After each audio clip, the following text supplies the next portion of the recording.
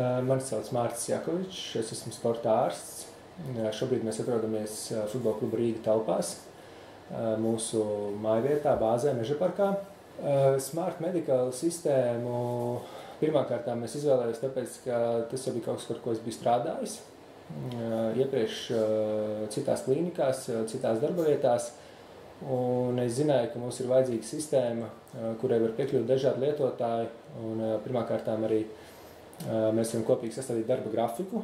Jā, tā kā visi redz kabinetu pieejamību, procedūru pieejamību un arī, kas nav mazāk svarīgi, veidot šīs pacientu kartes, kurām arī visi kolēģi var piekļūt.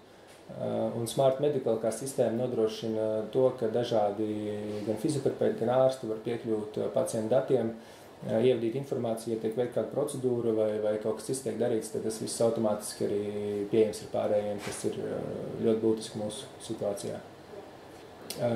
Tas, kā palīdz visvairāk Smart Medical, ir plānošanā darbu, jo mēs tātad, kā jau es minēju, tātad varam paralēli vairāk cilvēku piekļūt gan grafikiem, gan arī šai te kabinetu pieejamībai, procedūru pieejamībai un daudz veiksmīgāk varam plānot savu darbu, kā arī atskaitēs. Mēneša beigās mēs varam redzēt, kurš ko ir izdarījis, cik daudz. Jā, tas arī ir diezgan noderīgi. Mēs izmantojam šo Smart Medical sistēmu arī tādam mērķim. Un kopumā tas process ir, teiksim, tā standartizēts, kas arī nav maz svarīgi, ka mums ir šī standartizētā medicīnas, teiksim, dokumentācija, un mēs visi strādājam pēc vieniem principiem, un tas arī ilgtermiņā atvieglo darbu. Es ieteiktu